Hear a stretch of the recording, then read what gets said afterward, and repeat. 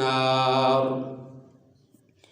قال الله تبارك وتعالى: يوصيكم الله في أولادكم للذكر مثل حظ الأنثيين فإن كن نساء فوق اثنتين فلهن ثلثا ما ترك وإن كانت واحدة فلها النصف ولأبويه لكل واحد منهما السدس مما ترك إن كان له ولد فإن لم يكن له ولد وورثه أبواه فلأمه الثلث فإن كان له إخوة فلأمه السدس من بعد وصية يوصي بها أو دين.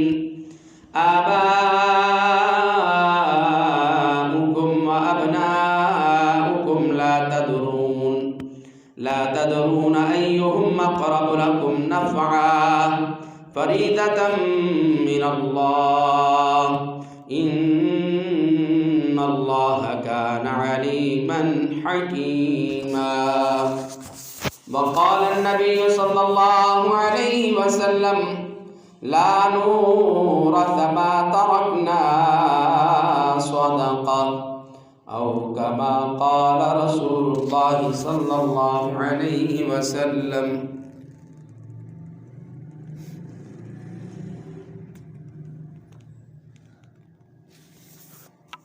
ہر طرح کی تحمیدات، تسبیحات، کبریائی کی باتیں، عزت کی، جلال کی،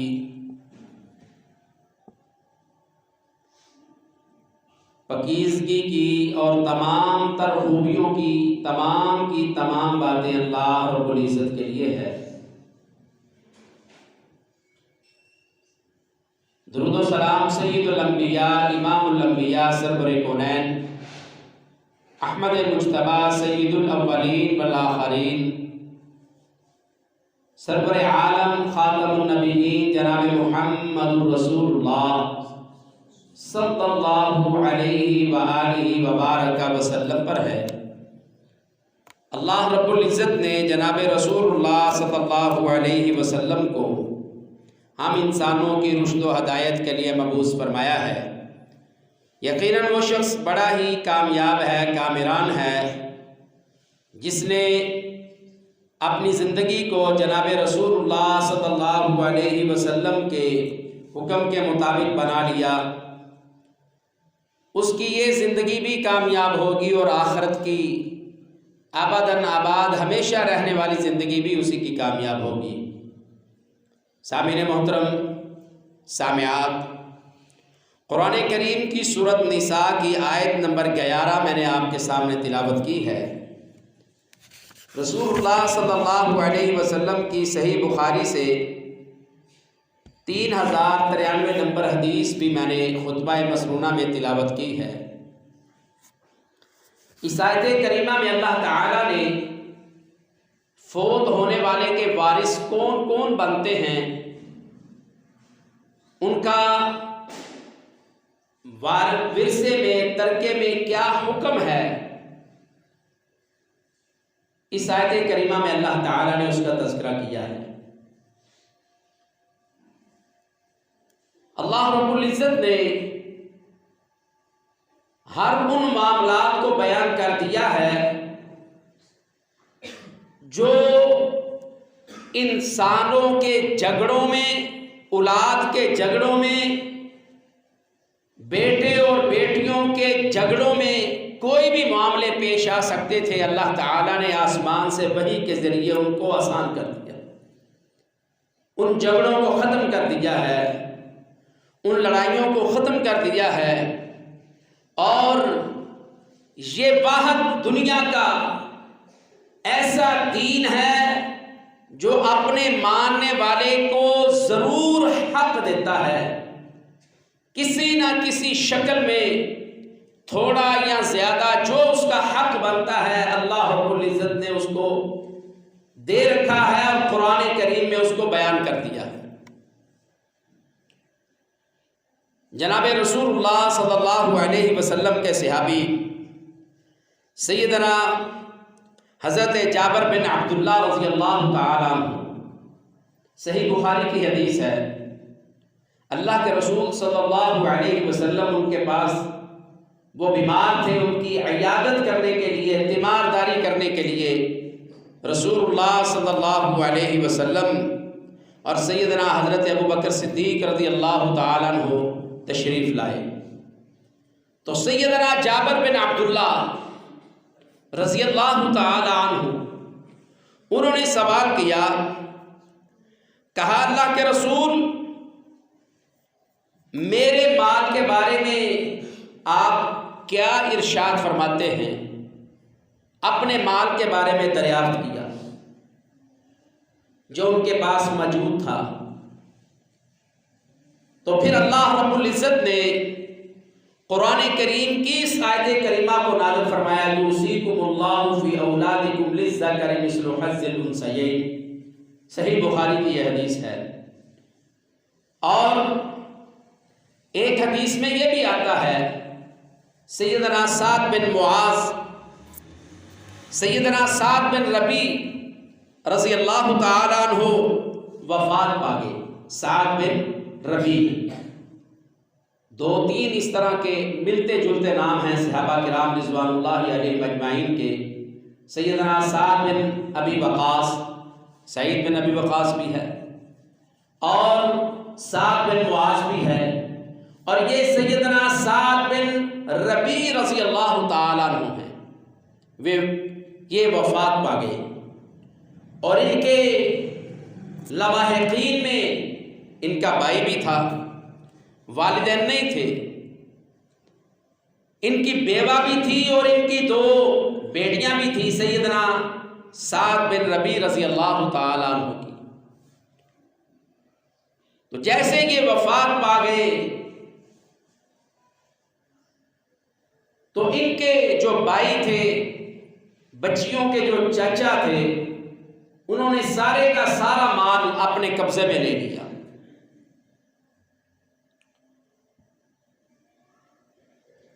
یوں ہی چلا آ رہا تھا، رسول اللہ صلی اللہ علیہ وسلم سے سیدنا سعد بن ربیع رضی اللہ تعالیٰ عنہ کی بیوی نے بات کی، کہا اللہ کے رسول سعد بن ربیع تو وفات پا گئے ہیں، اور ان کا جتنا مال تھا، میرے پاس دو بیٹیاں ہیں سعد بن ربیع کی، ان کے جو چچا ہیں سارا مال انہوں نے اپنے کنٹرول میں کر رکھا ہے۔ تو رسول اللہ صلی اللہ علیہ وسلم نے ان کو پیغام دیا، کہا اے سعد بن ربیع کے بھائی، ان بیٹیوں کو اللہ کے حکم کے مطابق ان کے باپ کے مال میں سے آدھا مال ان کا بنتا ہے وہ ان کو دے دو، اور 8واں حصہ سعد بن ربیع کی بیوہ کا بنتا ہے اس کو بھی دے دو، اور اس کے بعد جو مال بچے گا وہ آپ کا ہے، وہ آپ رکھ لینا۔ اور اللہ رب العزت نے اس آیت کو نازل فرمایا، رسول اللہ صلی اللہ علیہ وسلم نے یہ پڑھ کے سنائی، یوصیکم اللہ فی اولادکم للذکر مثل حظ الانثیین۔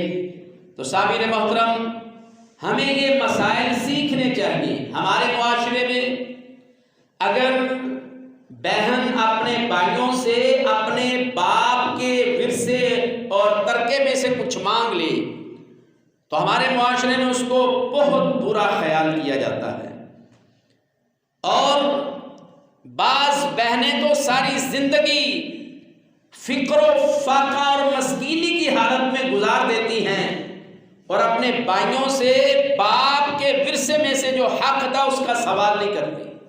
یہ بھی ظلم ہے۔ ہاں، اس میں ایک شکل اور ہے۔ بسا اوقات یہ ہوتا ہے کہ باپ دنیا سے جاتا ہے لیکن اس کی کوئی جائیداد نہیں ہوتی، اس کا اپنا مال نہیں ہوتا، وہ مال جو کمایا ہوا ہوتا ہے وہ اس کے بیٹوں نے کمایا ہوا ہوتا ہے، اور وہ باپ کے ہاتھ میں بھی نہیں دیتے۔ باپ کے ہاتھ میں بھی صرف ضروریات پوری کرتے ہیں باپ کی، اس کی زندگی کا پہیہ چلاتے ہیں، لیکن اپنی بچت یا اپنا مال باپ کے تصرف میں یا اس کی کنٹرول میں نہیں دیتے، تو اس شکل میں چونکہ باپ کے پاس کچھ ہے ہی نہیں ہے. اور یہ ہم نے زمین کے اوپر بڑی ساری ایسی مثالیں دیکھی ہیں کہ اللہ رب العزت کسی کے باپ کو نواز دیتا ہے تو اولاد وہ شاہانہ زندگی گزارتی ہے، اور ہم نے دیکھا ہے کہ باپ فقیر اور مسکینی کی حالت سے اس دنیا سے جاتے ہیں اور اللہ رب العزت اس کی اولاد کو باپ کے جانے کے بعد بہت سارا نواز دیتے ہیں. یہ اللہ کی شان ہے، اللہ کی مرضی ہے، وہ جب چاہے جس کو چاہے جیسے چاہے نوازتا رہے. اللہ پر تو کسی بندے کی پابندی نہیں ہے. ان اللہ یبسط الرزق لمن یشاء ویقدر. اللہ رب العزت تو وہ ہیں جب چاہے جس کا چاہے مال اس کا رزق بڑھا دے، کشادہ کر دے، اور جس کا چاہے اس کا اللہ رب العزت تنگ کر دے، کم کر دے، روک دے. یہ اللہ کی ذات ہے، اس سے کوئی نہیں پوچھ سکتا. اور اس میں حکمت اور دانائی کیا ہے یہ میرا رب ہی جانتا ہے. ایک جگہ پر اللہ رب العزت نے اس کا تذکرہ اس انداز سے کیا ہے. اللہ رب العزت نے سورہ شورى 25ویں پارے میں ارشاد فرمایا ہے وَلَوْ بَسَطَ اللَّهُ الرِّزْقَ لِعِبَادِهِ لَبَغَوْا فِي الْأَرْضِ. اللہ کہتے ہیں کہ اگر ہم ہر اپنے بندے کے لیے رزق کو کشادہ کر دیں، وَلَوْ بَسَطَ اللَّهُ الرِّزْقَ لِعِبَادِهِ، اللہ کی ذات ہر انسان کے لیے، ہر مرد کے لیے، ہر عورت کے لیے، ہر بچے بوڑھے جوان کے لیے اللہ تعالیٰ رزق کشادہ کر دے، وافر سے رزق عطا کر دے. تو اللہ کہتے ہیں لا بغوا فی الارض، یہ میرے بندے میرا ہی رزق لے کر میرے خلاف بغاوت شروع کر دیں گے. اللہ اکبر. معلوم یہ ہوتا ہے نعمتیں زیادہ ہوں اور شکر نہ ہو، نعمتیں زیادہ ہو اور شکر نہ ہو تو پھر اللہ کی دی ہوئی نعمتوں سے بندہ فائدہ اٹھاتا ہے اور ساتھ اس کا باغی بن جاتا ہے. اور یہ چیزیں بھی عام دیکھنے میں آئی. تو یہ اللہ کا نظام ہے. اللہ کسی کے باپ کو نواز دیتا ہے، اللہ چاہے تو باپ کو ایسے ہی دنیا سے واپس لے جائے اور اولاد کو صاحب مال بنا دے. صاحب مال، اولاد صاحب مال بن جائے، ان کے پاس بڑا کچھ آ جائے، اور اللہ رب العزت یہ عطا کر کے پھر بھی اپنے بندوں کو آزماتا ہے. تو جو بھائیوں کا مال ہے، بھائیوں کے مال میں بہنوں کا تو حق نہیں، بہنوں کا حق باپ کے مال میں ہے. تو اگر اس طرح بھائی اپنی بہنوں پر دستے شفقت رکھتے ہیں تو میرا رب ان کو بڑا نوازے گا. ایسی حالت میں اگر بھائی اپنی بہنوں کی فقیری اور مسکینی ختم کرنا چاہتے ہیں تو اسلام نے ان کے لیے راستہ کھولا ہوا ہے، لیکن اس کے باوجود بہنوں کو بھائیوں کے مال میں اللہ نے وارث نہیں بنایا. اور ہمارے معاشرے میں یہ بھی خرابی ہے، اگر کسی نے اپنی بہن کی کہیں شادی کی ہے تو جو بہنوئی بنتا ہے وہ دیکھتا ہے کہ میرے بردر ان لا کے پاس بڑا مال ہے، تو وہ اپنی بیوی کو تنگ کرے گا، زد کب کرے گا اور اس کو بلیک میل کرے گا کہ میرے جو برادر ان لا کے پاس جو مال ہے نا اس سے مجھے کچھ ملتا رہے. تو یہ ظلم ہے، قیامت کے دن اس کا حساب دینا پڑے گا. اس سے تو بہتر ہے تو فقیر بن کے مانگ لے، اس طرح اس عورت کو تھوڑا تو تنگ کر. لیکن ہمارے معاشرے میں یہ ساری شکلیں چل رہی ہیں. تو اللہ رب العزت نے اولاد کے بارے میں وصیت کی ہے. کس کے بارے میں وصیت کی ہے؟ اولاد کے بارے میں. بھائی اور بہن کا رشتہ باپ اور بیٹے والا نہیں ہے، اولاد والا نہیں ہے. اللہ تعالیٰ نے کہا یوصیکم اللہ فی اولادکم للذکر مثل حظ الانثیین. اللہ تمہیں تمہاری اولاد کے بارے میں تاکیدی حکم دیتا ہے، مرد کے لیے 2 عورتوں کے حصے کے برابر حصہ ہے. مرد کے لیے 2 عورتوں کے حصے کے برابر حصہ ہے. یہ اللہ کا فیصلہ ہے، اور یہ فیصلہ اللہ تعالیٰ نے اولاد کے بارے میں کیا ہے. بھائی کو حکم نہیں دیا کہ اپنی بہن کو تو اس انداز سے دے، بہن کو نہیں کہا تو اپنے بھائی کو اپنے مال میں سے دے. ہاں تم ایک دوسرے کے ساتھ نیکی کرنا چاہتے ہو تو ذوی القربیٰ میں سب سے پہلے بہن بھائی آتے ہیں. رشتہ داروں میں سب سے پہلے بہن بھائی آتے ہیں، اور جس وصیت کا اللہ نے حکم دیا ہے وہ باپ کی اولاد ہے اور باپ کا مال ہے جو اولاد میں تقسیم کیا جائے گا۔ اور یہی سوال سیدنا حضرت جابر بن عبداللہ رضی اللہ تعالیٰ نے پوچھا تھا کہ میری بہنیں بھی ہیں، میری بھی اولاد ہے، اب میرے مال میں حکم کیا ہے؟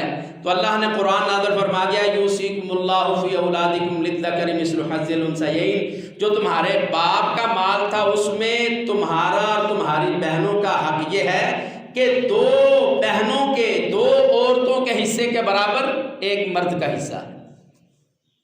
پھر آگے اللہ تعالیٰ نے اس میں مزید تفصیل بیان کی، کہا فَإِن كُنَّ نِسَاءً فَوْقَ اثْنَتَيْنِ، ہاں اگر دو عورتوں سے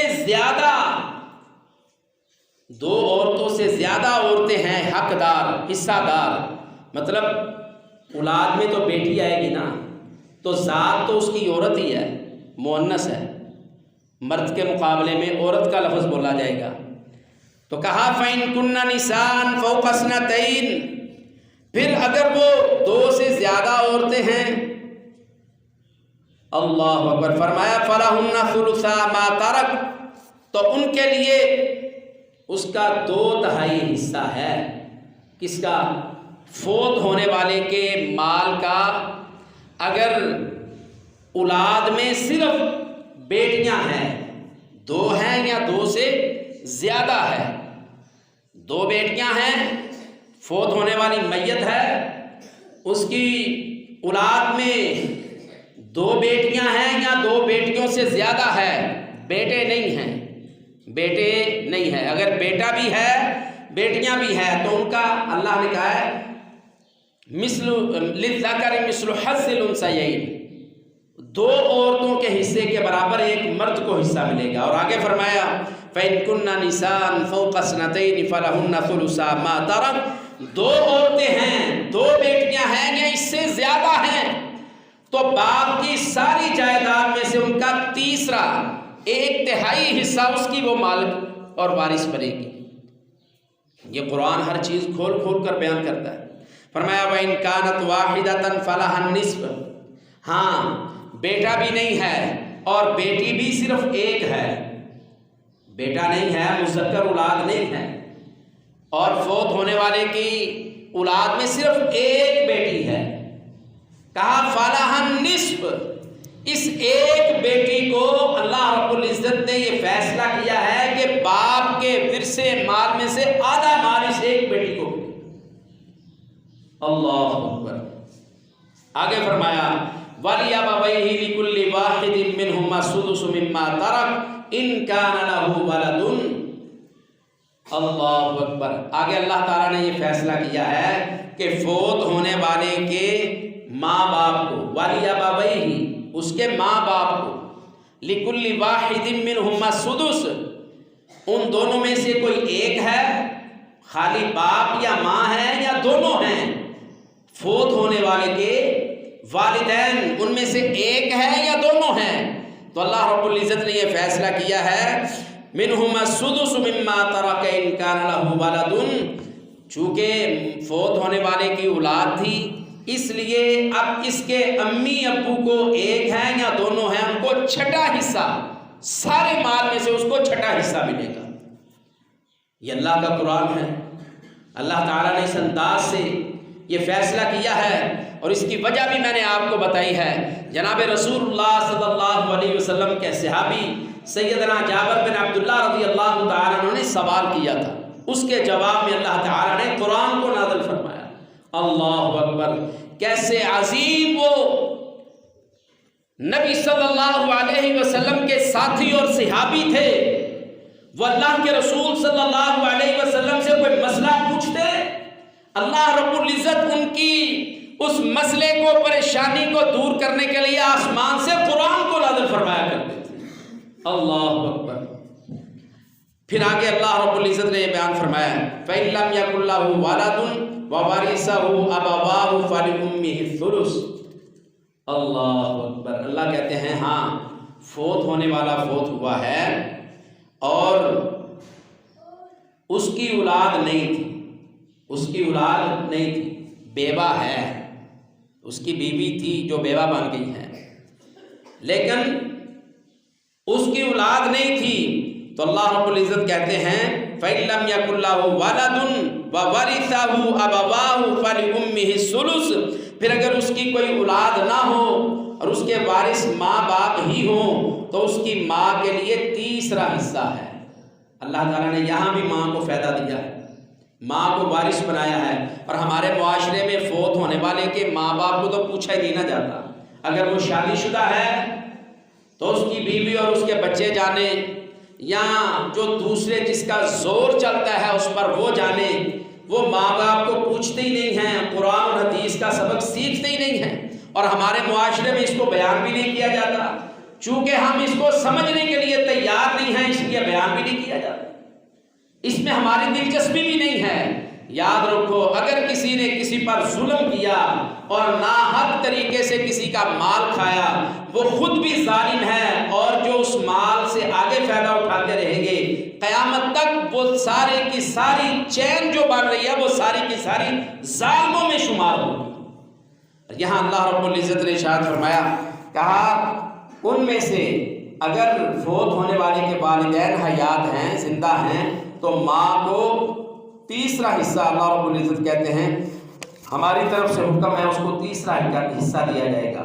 پھر فرمایا فَإِن كَانَ لَهُ إِخْوَةٌ فَلِأُمِّهِ السُّدُسُ، فوت ہونے والا فوت ہو گیا، اس کی اولاد نہیں تھی، اس کی بیوہ ہے، اس کے ماں باپ ہیں، اس کی بیوہ ہے، اس کے ماں باپ ہیں، اور اس کے بھائی ہیں، اس کے بھائی ہیں۔ اب چونکہ بھائی ماں کے خونی رشتے میں سے، رحم میں سے آئے ہیں، یہاں اللہ رب العزت نے ارشاد فرمایا ہے پھر اگر اس کے ایک سے زیادہ بھائی بہن ہو تو اس کی ماں کے لیے اللہ تعالیٰ نے چھٹے حصے کا فیصلہ کیا۔ بہن بھائی نہیں تھے، صرف ماں باپ تھے، اور اولاد بھی نہیں ہے، بیوہ ہے، تو ماں کو تیسرا حصہ ملے گا۔ اب ماں کے ساتھ دوسری اولاد بھی ہے، فوت ہونے والے کے بہن بھائی موجود ہیں، تو اللہ تعالیٰ نے کسی اور کے حصے کو کم نہیں کیا، بلکہ یہاں یہ کہہ دیا ہے کہ ماں کے تیسرے کے بجائے چھٹے حصے کی ماں وارث بنے گی، اور ایک چھٹے حصے کے وارث اس کے بھائی اور بہن بن گئے۔ یہ اللہ تعالیٰ نے قرآن کریم میں ارشاد فرمایا فَإِن كَانَ لَهُ إِخْوَةٌ فَلِأُمِّهِ السُّدُسُ مِن بَعْدِ وَصِيَّةٍ يُوصِي بِهَا أَوْ دَيْنٍ۔ ہاں، یہ ساری تقسیم اس کے بعد ہوگی، پہلے فوت ہونے والے کا قرض ادا کیا جائے گا، اس کی تجہیز و تکفین، اس کے فوت ہونے پر اس کا کفن، اس کی قبر، اس کی تیاری، اس کے جو اخراجات ہیں اس کے مال میں سے ادا کیے جائیں گے۔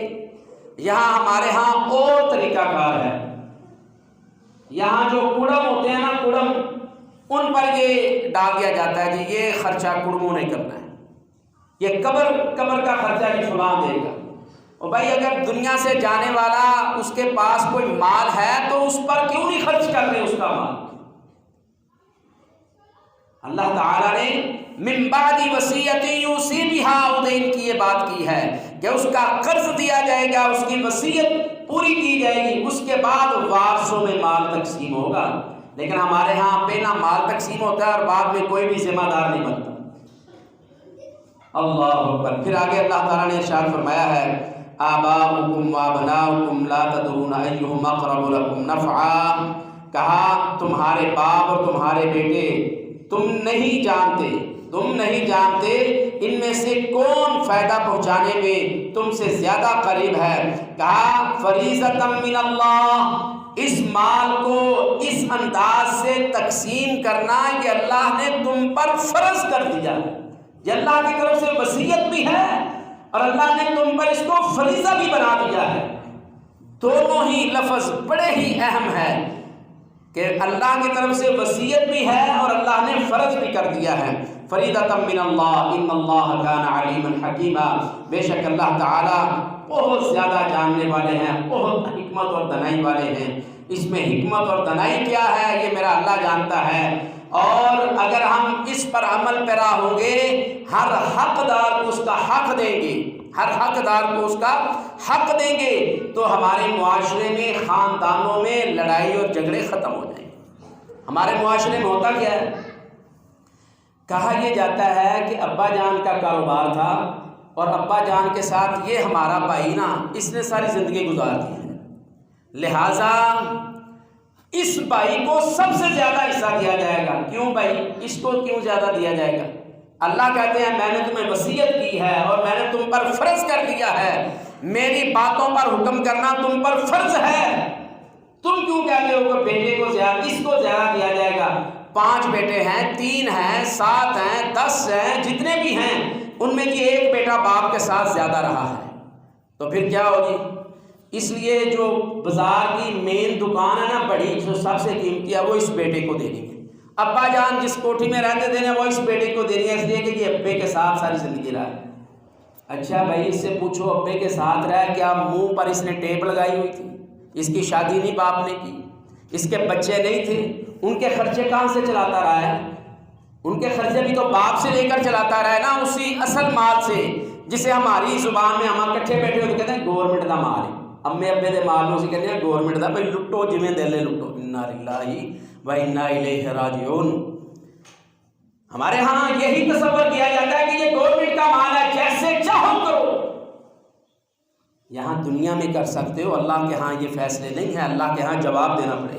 تو پھر اس کا طریقہ کیا ہے؟ اس ظلم اور زیادتی سے باہر کیسے آ سکتے ہیں؟ آؤ قرآن اور حدیث نے اس کا راستہ بتلایا۔ اچھا بھائی آپ کے ابو جان کی، میرے ابے جان کی دکان تھی، کاروبار تھا، اس میں کوئی اور بھی ملازم تھے؟ جی اور بھی تھے۔ ان کو کیا کیا جاتا تھا؟ تنخواہ دی جاتی تھی۔ تو بیٹا بھی تو ملازموں کی طرح ہی باپ کی دکان اور کارخانے پر کام کر رہے ہیں نا، اس کو بھی تنخواہ لگاؤ تاکہ کل کو وارثوں میں کوئی جھگڑا نہ ہو، کوئی یہ نہ کہے اس کو زیادہ مل گیا ہے اس کو کم ملا ہے۔ اس کو بھی زندگی کا پہیہ چلانے کے لیے تنخواہ لگاؤ۔ یہ ہر مہینے جس طرح دوسرے مزدوروں کو تنخواہ دی جاتی ہے اسی انداز سے اس کی قابلیت کے مطابق اس کو تنخواہ دو، یہ اپنے گھر کا نظام اس تنخواہ سے چلائے، اور ابے کے دنیا سے جانے کے بعد جو مال ہے، ترکہ اور ورثہ ہے، اس کو اللہ کے حکم کے مطابق تقسیم کرو، جھگڑے ہی ختم ہو جائیں گے۔ اور یہی بات بھائیوں میں ہے، اگر کاروبار بھائی کا ہے تو دوسرے بھائیوں کو وہ ساتھ شامل کرتا ہے اپنے کاروبار میں، تو اس کو اپنے بھائیوں کو تنخواہ لگانی چاہیے تاکہ کل کو آنے والے وقت میں بھائی اس کے مال میں برابر کے حصہ دار بننے کی بجائے اس تنخواہ پر گزارا کرے جو اس کے بھائی نے لگائی تھی۔ ہاں وہ بھائی اپنی صلہ رحمی کے ساتھ بھائیوں کو کچھ دینا چاہتا ہے تو اللہ نے ان پر پابندی نہیں لگائی، لیکن بھائی کل کو یہ نہ کہے کہ ہم تیرے ساتھ یہ کام کرتے رہے۔ جس طرح دوسرے ملازم ہوتے ہیں، ان میں بڑے بھی چھوٹے بھی، زیادہ تنخواہ والے بھی کم تنخواہ والے بھی، یہ اسلام کے قوانین اور اصول ہیں، فریضۃ من اللہ، اللہ تعالیٰ نے ان کو فرض کر دیا ہے، اس کے مطابق زندگی گزاریں گے تو ہمارے گھروں میں امن اور سکون آئے گا، اور ہمارے بڑوں کے دنیا سے جانے کے بعد گھروں میں خاندانوں میں لڑائی جھگڑے نہیں ہوں گے۔ اللہ رب العزت سے دعا ہے اللہ رب العزت